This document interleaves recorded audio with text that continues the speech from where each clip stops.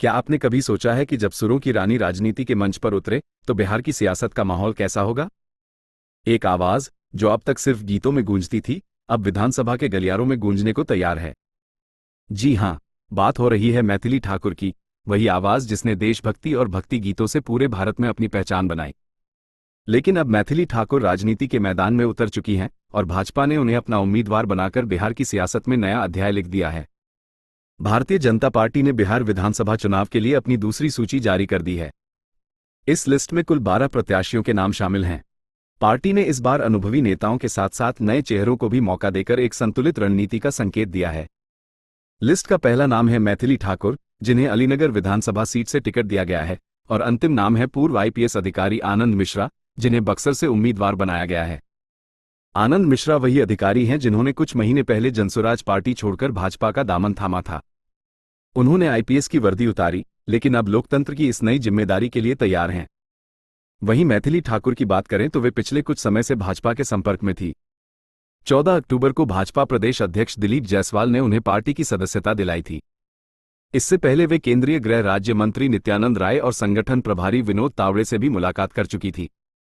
तभी से यह अनुमान लगाया जा रहा था कि वे चुनावी मैदान में उतर सकती हैं, और अब वो भविष्यवाणी सच साबित हो गई है।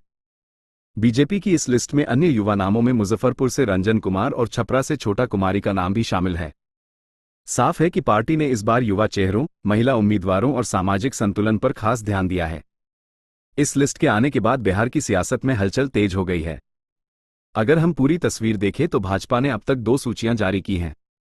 पहली लिस्ट 14 अक्टूबर को जारी हुई थी, जिसमें 71 उम्मीदवारों के नाम थे, और अब दूसरी लिस्ट में 12 नाम जुड़ गए हैं।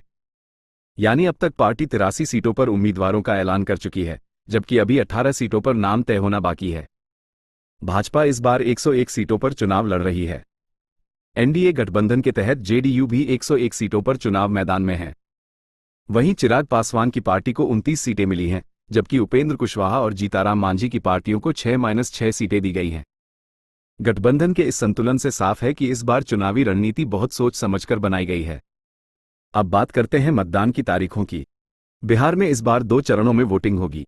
पहले चरण में 6 नवंबर और दूसरे चरण में 11 नवंबर को। वोटों की गिनती 14 नवंबर को होगी। पहले चरण में 18 जिलों की 121 विधानसभा सीटों पर मतदान होगा। इनमें पटना, भोजपुर, बक्सर, गोपालगंज, सिवान, सारण, मुजफ्फरपुर, वैशाली, दरभंगा, समस्तीपुर, मधेपुरा, सहरसा, खगड़िया, बेगूसराय, मुंगेर, लखीसराय, शेखपुरा और नालंदा जैसे जिले शामिल हैं। नामांकन की प्रक्रिया पहले ही शुरू हो चुकी है।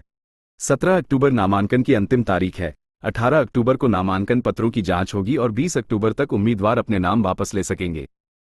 इसके बाद बिहार चुनाव का असली रण शुरू होगा। लेकिन इस बार की लड़ाई सिर्फ दलों या गठबंधनों के बीच नहीं, बल्कि एक नई सोच और पुराने ढांचे के बीच है।